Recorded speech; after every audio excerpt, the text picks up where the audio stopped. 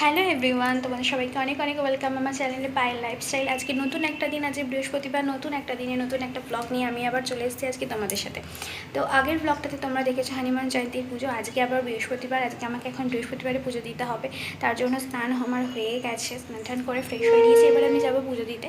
তোমরা আবার ভেবো না যে হনুমান জয়ন্তী দেখেছো তেনা যে বৃহস্পতিবারে পুজো দেখছো, তার মানে এই নয় যে আমি দিন রাত পূজা অর্চনা নিয়ে থাকি।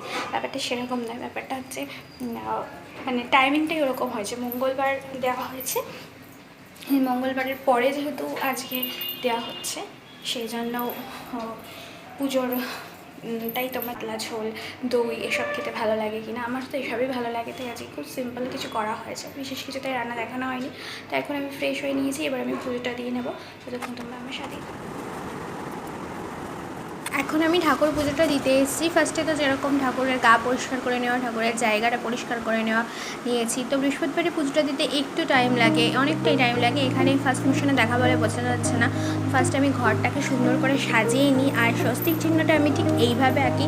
অনেকে আবার অনেক রকমভাবে আঁকে আমি দেখেছি, তা আমি এইভাবেই আঁকি, এটাই শিখে এসেছি। আর সেই সিঁদুর আবার ঠাকুরকে একটু পরিয়ে দিই, সেখান থেকে আমি নিজেও একটু পরিয়ে নিই, আর এটা আমার মা আমাকে শিখিয়েছে। তারপর আজকে আমের সরাটা ছিল খুবই কচি কচি, একদম ফ্রেশ। তো পাতাগুলো ফেলে দিয়ে 5টা বা 7টা, আমি আজকে 7টা পাতা নিয়েছি। 7টা পাতা নিয়ে ভালো করে ঘরটাকে সাজিয়ে বসিয়ে নেবো। আর পুজো দেওয়ার সময় উলু শঙ্খ সবই আমি বাজাই, কিন্তু অতটা প্রপারলি মায়েদের মতো ভালো করে এখনও বাজিয়ে শিখে উঠতে পারিনি। যেটা পারি আমি করি, কোনো বাদ দিই না। তারপরে এখন দেখো পুজোটাকে আমি কীভাবে দিয়ে নিচ্ছি, গুছিয়ে জবা ফুল দিয়ে পুরো সুন্দর করে সাজিয়ে নিচ্ছি, তোমরা দেখতে থাকো।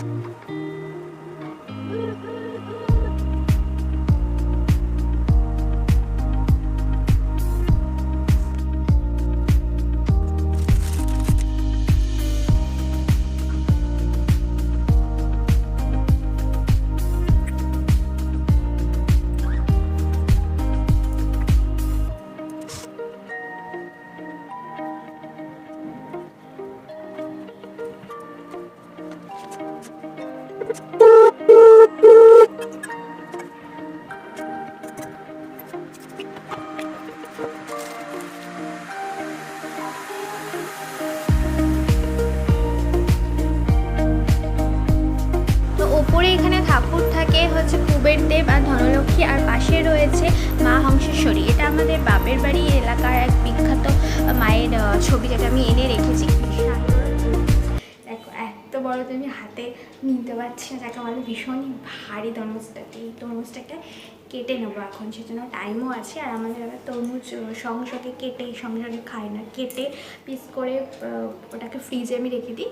তো ঠান্ডা ঠান্ডা তরমুজ যখন মনে হয় নিয়ে নিয়ে খাই, তো এরকমই চলে। তো সেই জন্য আমি এখন তরমুজটাকে কেটে নেবো, বাবা এটা তুলতেও।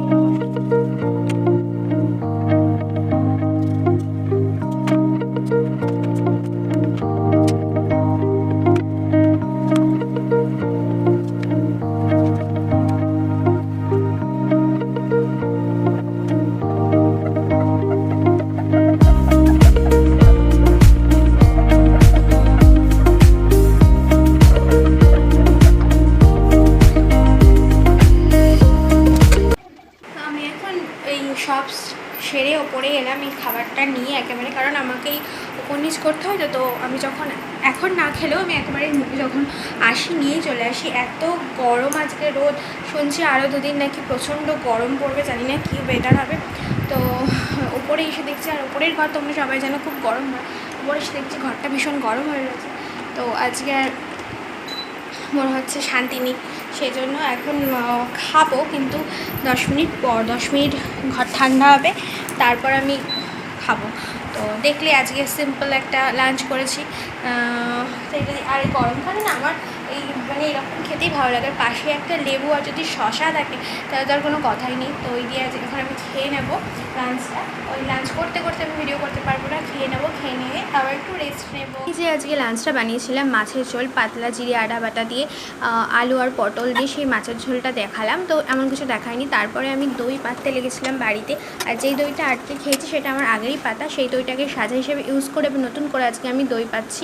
তো এখানে 1.5 লিটার মতো দুধটাকে আমি ভালো করে জাল দিয়ে নিয়েছি। নিয়েছি, বেশি কিছুটা একটু কমিয়ে নেব, একদম হাফ নয়, তার থেকে বেশি কিছুটা ভালো করে জাল দিয়ে নিয়েছি। এবার জালটা এখানে প্রপার হয়ে গেছে। আর দইটা যে সাজা হিসাবে ইউজ করব সেটাকে আগে একটা ছেঁকনির মধ্যে রেখে আমি জলটা ঝরিয়ে নেবো, কারণ দইয়ের ভিতরে অনেক এক্সেস দই থাকে, জল থাকে, সেটা বেরিয়ে গেলে যে পরের দই পাতাটা খুব ভালো হয়। দেখতেই পাচ্ছ তোমরা এখানে অনেকটা জল বেরিয়ে গেছে, তোমাদের দেখাবো আমি।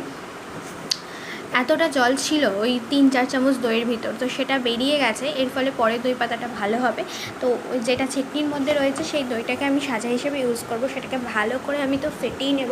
দই পাতার জন্য সাজাটাকে সবসময় খুব ভালো করে ফেটিয়ে নেব, খুব ভালো করে, যাতে কোনো লাম্পস না থাকে। তো ফাটানোর সময় আবার 2-3 চামচ দুধ এর ভিতর নিয়ে ভালো করে ফেটিয়ে নিলাম। দিয়ে যেই পাত্রে রাখবো, সেটা কাচের পাত্রে হোক বা সেরামিকের বা স্টিলের যে কোনো পাত্রে, তো সাইডে ভালো করে ঢেকে রেখে দেবো। দুপুরবেলা আমি একটা খুব ভালো ঘুম দিয়েছি আজকে, জানি না কেন, মানে দুপুরে দুদিন না ঘুমটা ভালো হচ্ছিলো না, আজকে ঘুম হয়েছে। রাতে ঘুমোতে লেট হয়ে গেলে দুপুরে যদি ঘুমটা প্রপার না হয় সারাটা দিন সেদিন চোখ জ্বলতে থাকে। তো আজকে একটা ভালো ডিপ ঘুম দিয়েছি। তারপর এখন টিউশনটা থেকে এসে আগে সন্ধ্যাটা দিয়ে নিলাম, সন্ধ্যা দিয়ে নিয়ে নিচ থেকে হাত পা ধুয়ে সন্ধ্যা দিয়ে আমি ওপরে উঠি আর কি, টিফিন কিছু খাবো একেবারে সেটা নিয়ে উঠি। কারণ আগে কী করতাম, ফ্রেশ হয়ে নিচে নামতাম, দেন চাটা করতাম, কারণ অফিস থেকে আসতো, আমার শ্বশুরমশাই আসতো, চা করতাম। এখন এবার গরমকালে এমনও হয়েছে যে কেউ আর চা খেতে চায় না, কারোর আর চায়ের প্রতি মন নেই। তো আমিও নিজের জন্য চা করি না, আমারও ইচ্ছা করে না অ্যাকচুয়ালি গরমে খেতে। আর ওর তো হচ্ছে এত লেট হচ্ছে এখন তোমরা সবাই জানো আমাদের ওয়েস্ট বেঙ্গলে এখন ইলেকশন টাইম চলে এসছে, তার জন্য কাজের প্রেশার প্রচণ্ড এসছে, রাত হয়ে যায়, প্রায় দিনই 10টা বেজে যাচ্ছে আসতে। তো তার জন্য এখন আর চাও করা হয় না, একসাথে চা খাওয়া হয় না। তো তাই জন্য আমি দেখলাম কিছু তো একটা খেতে হবে আমাকে, চা না করি, তার জন্য কিছু একটা টিফিন নিয়ে এলাম খাবো বলে, মানে নিচ থেকে আর কি। আর যেটা দেখেছিলে যে তরমুজটা ফ্রিজে রেখেছিলাম ঠান্ডা করার জন্য, সেই তরমুজটা সাজিয়ে নিয়ে এসেছি। তো মানে 2-3টে তরমুজ, আমার একটা জিনিস অ্যাকচুয়ালি থাকে তো জলই, তো সেই জন্য না ওই 1 পিস 2 পিস খেয়ে সত্যি বলতে পোষায় না। আমি যখন খাই এরকমই খাই, আর পিসগুলো খুবই ছোটো ছোটো করে কাটা, দেখতেই পাচ্ছ। তো এইভাবে এর থেকেও ছোটো আছে, তো এইভাবে এরকমভাবে খাই। আর এগুলো যেগুলো দেখছো এগুলো হচ্ছে প্রসাদে দিয়েছিলাম, যেটা সেটা হচ্ছে প্রসাদটা যেহেতু তুলেছি তাই নিয়ে এলাম। আর এটাকে না এখানে বলে ছানার মুরগি, আমি বিয়ের পর এখানে এসে এটাকে আর কি দেখেছি, চিনেছি, এটাকে বলে হচ্ছে ছানার মুরগি। আর এরা হচ্ছে এটা আবার খুবই ভালো খায় ওরা, আমি ওখানে এই জিনিসটা দেখিনি, এখানে দেখেছি। আমার খারাপ লাগে না খেতে, আমারও মোটামুটি ভালোই লাগে, প্রচণ্ড মিষ্টি, খারাপ লাগে না। আর তরমুজটা আজকে যেটা এনেছে সেটা হচ্ছে না এত এত সুন্দর, এত প্রপার মিষ্টি আর প্রপার কালার। তরমুজ ওরা ফ্যাকাশে টাইপের কালার হলে ভালো লাগে না, এই কালারটা আমি কতবার দেখালাম, এই কালারটা আজকে এত ভালো, পুরো ডিপ রেড কালার। আমার তরমুজটা যখন কেটেছিলাম আমার তখনই মনে হচ্ছিলো তরমুজটা খুব ভালো হবে, তারপর খাওয়ার পরে দেখলাম ভীষণ মিষ্টি, খুব ভালো হয়েছে। এই ঠান্ডা তরমুজ ও খেতে খুব ভালোবাসে, অফিস থেকে এসে গরমে ও চা খাবে না, এই ঠান্ডা ঠান্ডা তরমুজটাই খাবে, আমি বুঝতে পারছি। তো এখন আমি এটা খাবো না, ফার্স্টে একটু প্রসাদটা খেয়ে নিই।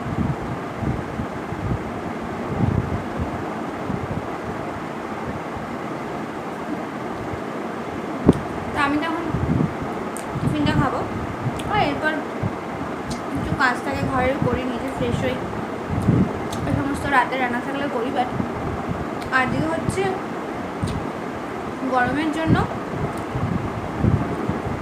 বিশেষ কিছু করবো না।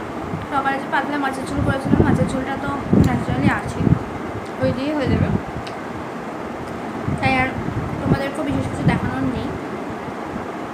তাই আমি এই টিফিন খেতে খেতেই আজকে আপাতত এখানে আজকের ভিডিওটা শেষ করছি।